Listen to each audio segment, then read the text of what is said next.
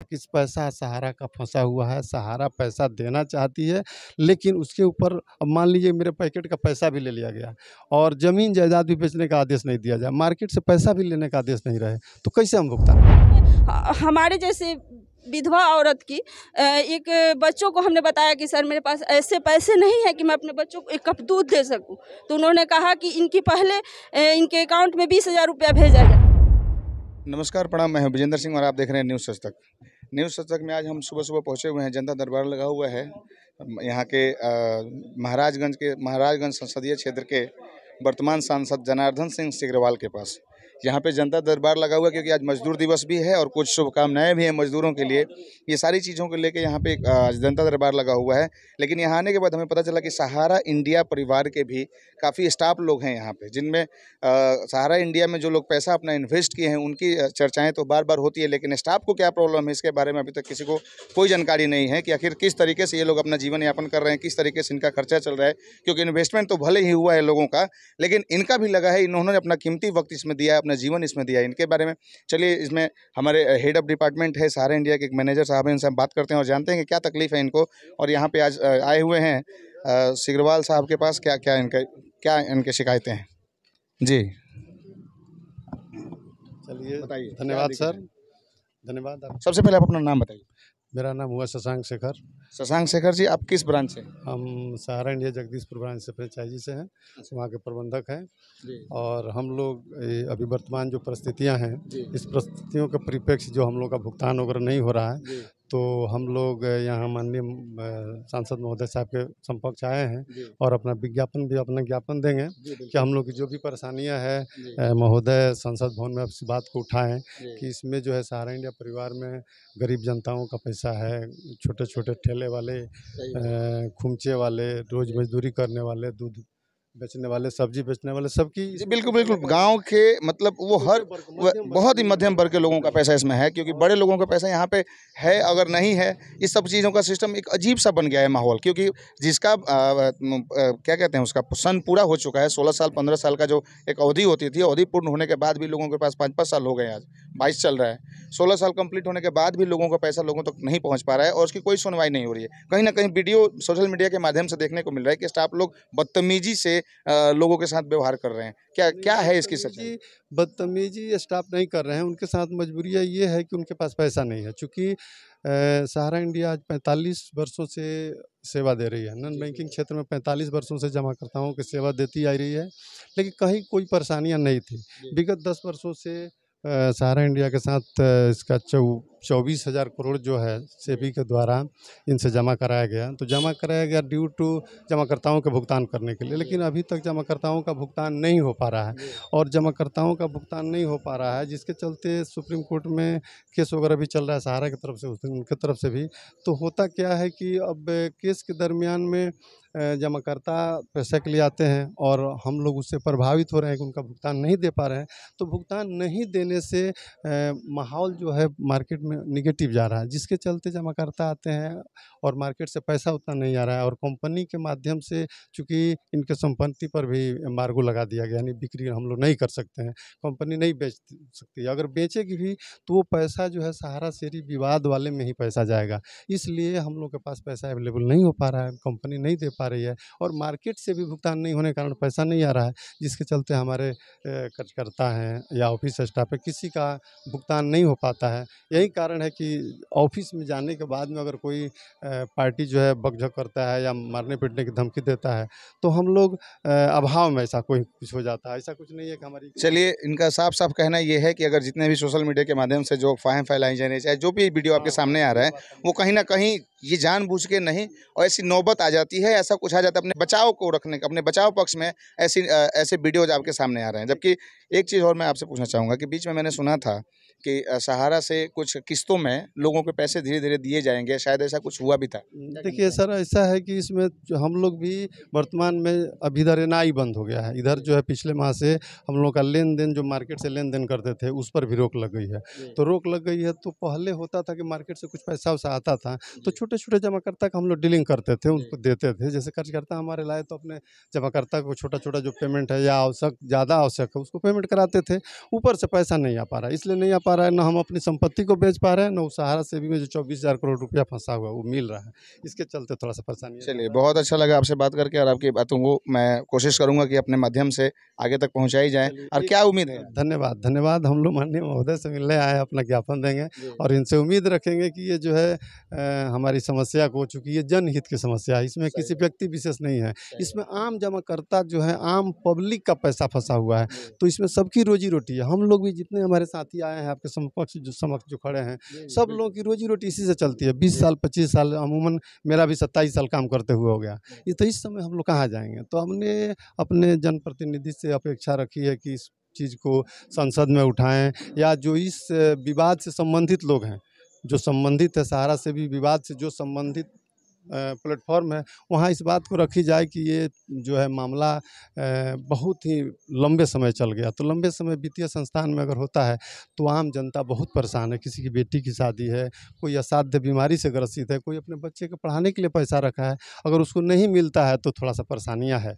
तो यही सर हम लोग अपेक्षा रख रहे हैं, और विशेष करके मैं चाहूँगा कि जो भी न्यूज़ चैनल वाले हैं या यूट्यूबर लोग हैं, इसका गलत फ़ायदा लोग उठा रहे हैं। गलत फ़ायदा मतलब अनाप शनाप की बातें मार्केट में दे रहे हैं, और लोग जमा करता इससे भयभीत हो जा रहे हैं और भयभीत हो जा रहे हैं। मूल बातों को लोग नहीं बता पाते हैं।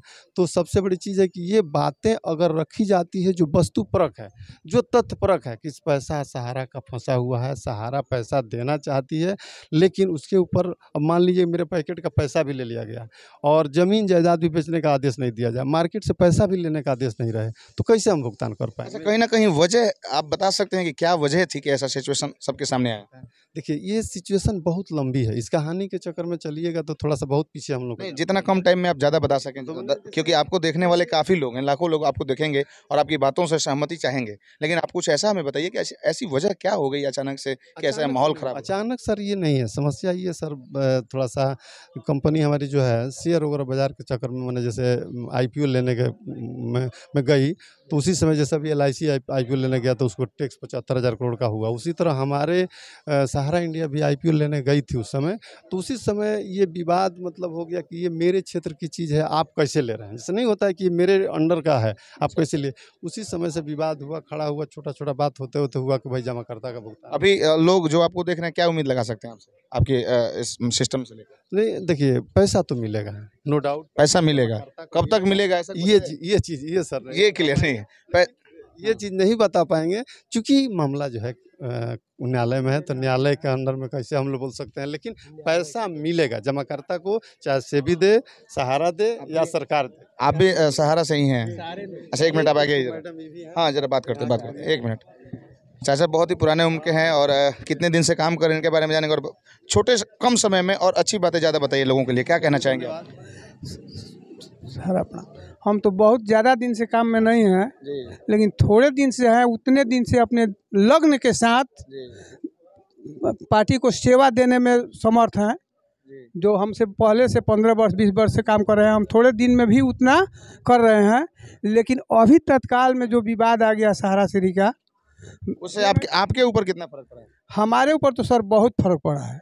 आपसे जो लोग जुड़े हैं वो लोग क्या अभी क्या कहते हैं आपसे? अभी लोग कोई पूछते हैं कि क्या होगा, पैसा हमारा मिलेगा कि नहीं मिलेगा, तो हम सीधे बताते हैं कि देखिए पैसा निश्चित मिलेगा, चाहे सेबी पेमेंट करे चाहे सहारा पेमेंट करे, निश्चित पैसा मिलेगा, चाहे किसी भी तरीके से वो थोड़ा लेट हो सकता है, लेकिन पैसा मिलेगा। क्या कहना चाहेंगे मैडम आप? सबसे पहले आप अपना नाम बताइए। मेरा नाम संध्या श्रीवास्तव है। अच्छा, आप भी सहारा के स्टाफ में ही हैं? जी, मैं बनियापुर FC प्रबंधक हूँ। अच्छा, बढ़िया। हाँ सर, मैं अपने हस्बैंड के साथ ही काम करती थी, लेकिन 2 सालों से ही मैं सहारा में मतलब एज ए फ्रेंचाइजी प्रबंधक के पद पर हूँ, लेकिन तब तक माहौल तो सर जो है माननीय सर बताया मतलब वैसे ही है 10 सालों से। लेकिन मैं न्यूज़ चैनल के द्वारा ये सभी लोगों से कहना चाहती हूँ, और अपने ये जनप्रतिनिधि सर हैं उनसे, या हमारे माननीय मोदी सर से, सुप्रीम कोर्ट के जो जज हैं उन लोगों से मेरा एकदम बहुत कर जोड़ के विनती है सर कि इतना स्थिति हम लोगों का ये सहारा से भी विवाद के करते स्थिति खराब हो गई है कि हमारे बच्चे 2-2 3-3 साल से 95% 80% नंबर ला के और घर बैठे हुए हैं। कृपया सरकार इस पर अपना ध्यान दे और जैसे भी हो हम लोगों को ये सहारा और सेवी का मामला जितना जल्दी विवाद हो समाप्त करें, चूँकि हम 12 लाख कर करता है। अब बताइए इस स्थिति में मैंने एफसी प्रबंधक बनी हूँ और इस स्थिति में मैं किस प्लेटफॉर्म पर जाऊँ कि मैं अपने बच्चों को 2 रोटी दिला सकूँ। तो मेरा ये आग्रह है सर कि हम जनता बहुत पीछे हैं। एक एक औरत आती है जिसके मुंह में कैंसर है, उसकी बेटी की शादी नहीं हुई है, घर है टूट गया है और उसका घर बनाने के लिए जब कहती है तो मैंने एकदम करेज थी हो जाता है कि काश हम कुछ कर पाते। और हमारे सारे माननीय हमारे सहारा श्री के भी हाथ पांव बांधे हुए हैं, एम्बार्गो लगे हुए हैं, अनेकों सारी कठिनाइयाँ हैं सर। वो भी चाहते हैं, उनसे जब हमारी वार्तालाप हुई तो उन्होंने कहा बेटा हमने हमेशा दोनों हाथों से दिया है, लेकिन आज मेरी इस ऐसी विषम परिस्थिति है कि मैं हेल्प नहीं कर सकता हूँ। तभी भी उन्होंने हमारे जैसे विधवा औरत की एक बच्चों को हमने बताया कि सर मेरे पास ऐसे पैसे नहीं है कि मैं अपने बच्चों को 1 कप दूध दे सकूं। तो उन्होंने कहा कि इनकी पहले इनके अकाउंट में 20,000 रुपया भेजा जाए। तो सर अगर उनके पास अगर प्रतिबंध नहीं रहते और हमारे ये जो ऑफिस है अच्छा से चलता, सरकार 45 वर्षों से क्या कर रही थी, उसका ध्यान कहाँ था? जब वो छोटा था उसी समय उस पर नकेल कसना चाहिए। अगर वो गलत है तो हम सब का क्या दोष है? जितने लोग हैं हम सब का क्या दोष है? हम लोगों का रोजी रोजगार का सवाल है, जमाकर्ता की शादी ब्याह, कैंसर, मतलब बहुत सारी समस्याएं हैं जिसको हम दर्द बहुत है, बयां करें तो शब्द कम पड़ जा रहे हैं। कहीं ना कहीं इनका कहना है कि जिस तरीके से लोगों का हाल है, 1-1 रुपया जोड़ के, 1-1 पाई जोड़ के लोगों ने अपने दुख के दिन के लिए इकट्ठा किया था और आज वो शून्य जैसा दिख रहा है। ये ऐसा सिचुएशन क्यों आया और कैसे आया? अगर गलत था तो पहले ही रोक लगा देना चाहिए था सरकार को। अगर आज 45 वर्षों में यहाँ तक पहुँची है कंपनी, तो कंपनी को अचानक से ऐसे बंद करना, ये कहीं 12 लाख लोगों के साथ ये कहीं ना कहीं अन्याय है।